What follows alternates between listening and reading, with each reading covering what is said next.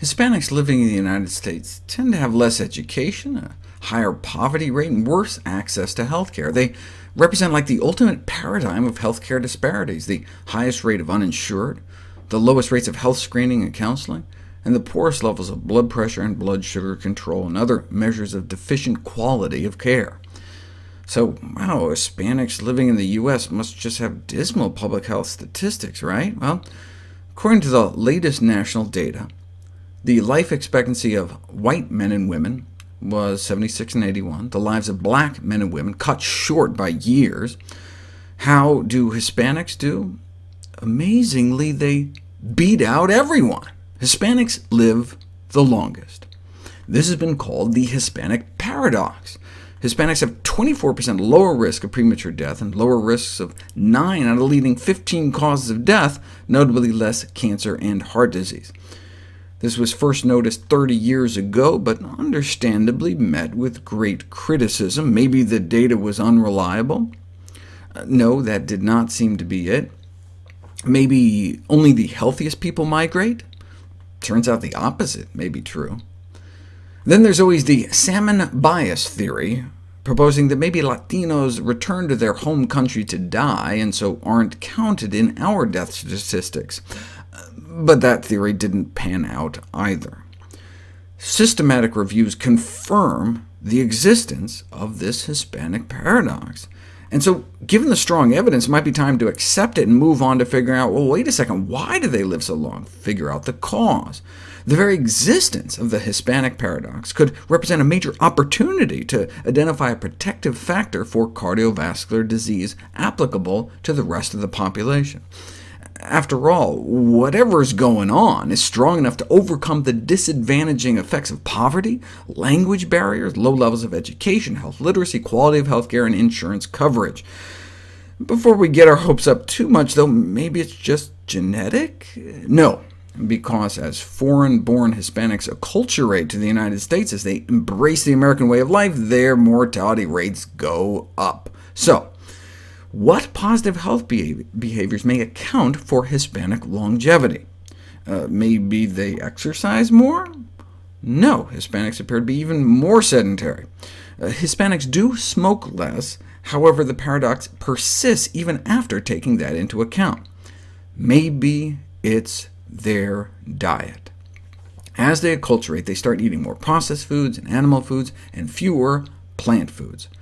And perhaps one plant food in particular, beans. Maybe a reason Hispanics live longer is because they eat more beans. Although Hispanics only represent about 10% of the population, they eat a third of the beans in the United States, individually eating 4 to 5 times more beans per capita, a few pounds a month, as opposed to a few pounds a year. And that may help explain the Hispanic paradox, because legumes, right, beans, split peas, chickpeas, lentils, cool down systemic inflammation. This is the mechanism they propose in terms of lung health. While cigarette smoking and air pollution cause lung inflammation, which increases the risk of emphysema and lung cancer, when we eat beans, the good bacteria in our gut take the fiber and resistant starch and form small-chain fatty acids that are absorbed back into our system and decrease systemic inflammation, which not only inhibits lung cancer development, but also other cancers throughout the body. Here's the lung data with Hispanics in red having the lowest rates of COPD and lung cancer, and also tending to have lower rates of bladder cancer, throat cancer, colorectal cancer for both men and women. This whole systemic inflammation concept is also supported by the fact that when Hispanics do get lung cancer, or colon cancer, or breast cancer, they have improved survival rates. And maybe same with heart attack and stroke survival. Decreasing whole-body inflammation may be important for both prevention and survival. Now, Asian Americans here in green appear to have some protection too, which may be because they eat more beans too, in the form of tofu and other soy foods, as soy intake is associated with both lung cancer prevention and lung cancer survival.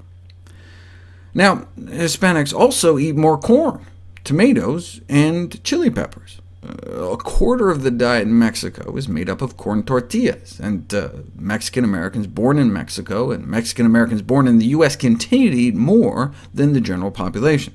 Looking at cancer rates around the world, not only was bean consumption associated with less colon, breast, and prostate cancer, but also rice and corn consumption appeared protectively correlated as well. Of course, since NAFTA, the Mexican diet has changed to incorporate more soda, processed, and animal foods, and their obesity rates are fast catching up to ours. In the U.S., Hispanics eat more fruits and vegetables than other groups, about 6 or 7 servings a day. Still don't even make the recommended minimum of 9 servings, though, so their diet could stand some improvement. So yes, Hispanics may only have half the odds of dying from heart disease, but it's still the #1 cause of death among Hispanics. Therefore, the current results should not be misinterpreted to mean that cardiovascular disease is rare among Hispanics. So ideally, they'd be eating even more whole plant foods. But one thing everyone can learn from the Hispanic experience is that along with a shift towards a more plant-based diet in general, beans may be potent tools in the prevention and treatment of chronic disease.